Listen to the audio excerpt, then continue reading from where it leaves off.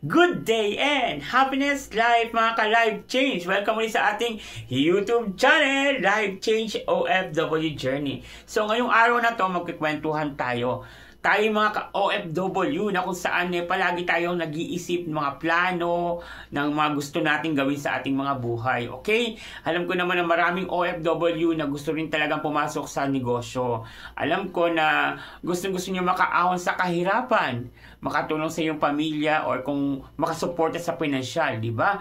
So lahat ng OFW normal na iyan talaga ang iniisip. So papaano natin ito gagawin, guys? Ito yung katanungan Papaano mo gagawin yung pangarap mo? So number one, yung mga pangarap mo na yan, dapat nililista mo, sinusulat mo kung ano-ano yung mga gusto mo sa buhay mo. Para in case na may mga natutupad, nalalagyan mo ng check, na-evaluate mo kung nagagawa mo ba. So napaka-importante ng mga ganong bagay. Okay? So another thing is kailangan yung pangarap mo, i-visualize mo. Kailangan magkaroon siya ng tinatawag na katotohanan in the action. Okay? So kung example, gusto mo magkaroon ng maliit na tindahan na iniisip mo na magandang pasukin, so simulan mo yan sa bahay mo.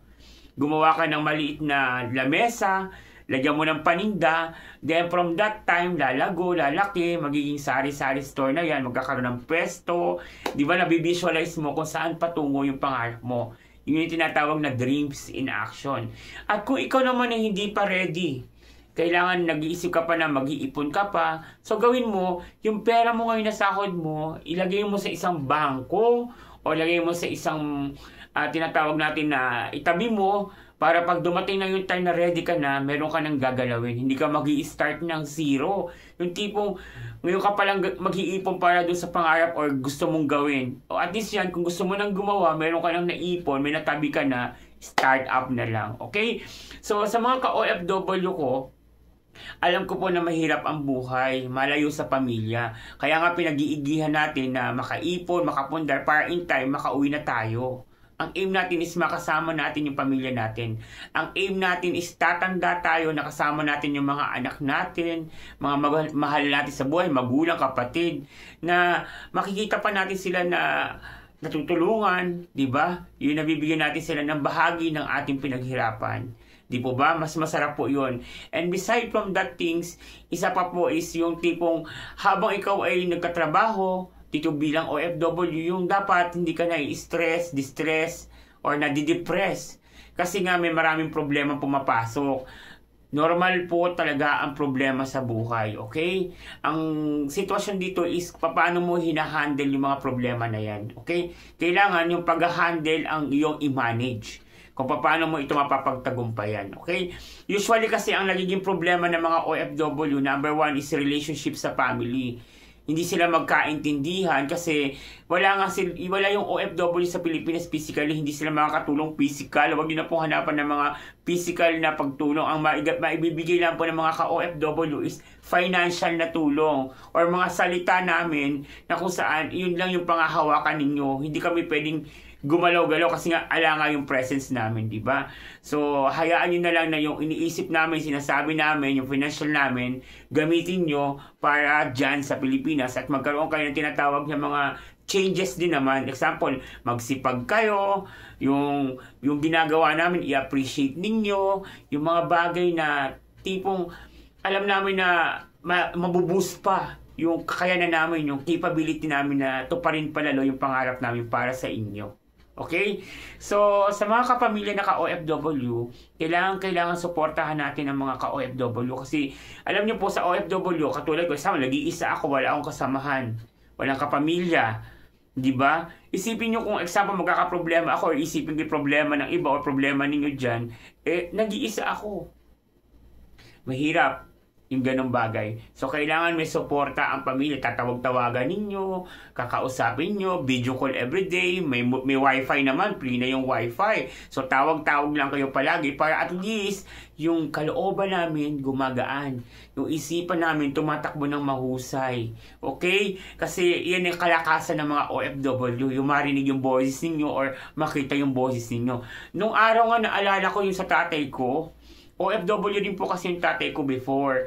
So, nung time na yon, uso lang yung magpapadala ka ng sulat, magpapadala ka ng picture. Isipin mo yan ha. Para maabot ng tatay ko yung kwento namin, susulat pa kami, ipapadala namin, yung mga pictures na para makita nila, ipapasend pa namin. Ganon yung buhay ng araw. But ngayon, iba na. Di ba, meron ng multimedia, may FB, may YouTube, may IG. Di ba, ang dami-daming way para ipakita niyo yung supportan niyo sa mga mahal niyo sa buhay na OFW. Kaya naman po, iyan yung isang way, yung multimedia, para kahit pa paano maging ease ang aming pakiramdam, maging mahusay ang aming pakiramdam, maging masaya kami habang nakikita namin kayo na nag-i-enjoy din kayo sa buhay, sa mga pinapadala namin, sa mga pinupundar namin, sa lahat. Di po ba? So, yun yung kwentong OFW na totoo naman nangyayari sa mga ka-OFW. Kaya po, mga ka-OFW, hanggat ikaw ay may pagkakataon, malakas ka pa, mag-ipon, makapagpundar, gawin mo lang yan. Kasi dapat hindi tayo tumandang OFW. Magkaroon ka tayo ng tinatawag na time frame, hanggang dito lang. Kasi baka mamaya tumanda ka na, hinahantay mo na lang yung alam mo na. Pag uwi mo sa Pilipinas, yung paghimlay mo. Hindi naman dapat ganon. Dapat i-enjoy din natin kung ano yung mga tinatawag nating pinundar at pinag-ipunan natin. Hanggat bata pa tayo, opportunities nandyan na. So kailangan, kung may pamilya ka, umuwi ka ng Pilipinas at i-enjoy mo yung buhay mo dahil alam ko naman nakaipon ka na or mag-iipon ka na. So sa pagdating ng panahon, magiging masaya ang takbo ng iyong pamilya. Okay? At ng iyong buhay. Yan. Okay? Napapulpil mo yung buhay mo, yung buhay ng pamilya mo. At in time, maybe, makatulong ka rin sa iba sa maliit na paraan. Hindi naman kailangan maraming pera o magkaroon ka milyon-bilyon para tumulong. Alam nyo po, sa 100, yung 90 sa'yo, ng 10 pesos, ipamahagi mo, tulong na yan para sa iba. Kaya po, God bless. Matuto rin tayo magbahagi sa ibang tao na nangangailangan. Okay, kung pinagpala ka, pagpalain mo rin yung ibang tao. Be a channel of blessings, okay mga ka-OFW. Kasi maraming taong gusto mag-OFW pero hindi po sila naging OFW. Kasi meron po silang sakit or meron silang mga tinatawag na mga incomplete documentation or hindi talaga nag-fit. Kasi hindi yun ang plano ng Lord sa buhay nila. Kaya ikaw, OFW ka ngayon, plano ng Diyos para magkaroon ka ng magandang buhay, magandang kinabukasan, at makapagplano ka ng mahusay. Kaya, sulitin mo na yan. God bless, and I believe nakarating ka sa channel na ito, nakinig ka sa kwento ko. Kwento lang to, pero totoong buhay naman. Don't forget to like, share, subscribe. Follow nyo na din ako sa YouTube channel, Life Change OFW Journey, at sa ating FB Reels, Leonardo Pulintan. Yan. Thank you and so much. 5.7 na po tayo sa FB Reels. At dito naman po is 4.17 na tayo. Okay. So ano pang hinahantay ninyo? Don't forget to click subscribe. Thank you so much from your Life Change OFW Journey. Thank you and have a nice day.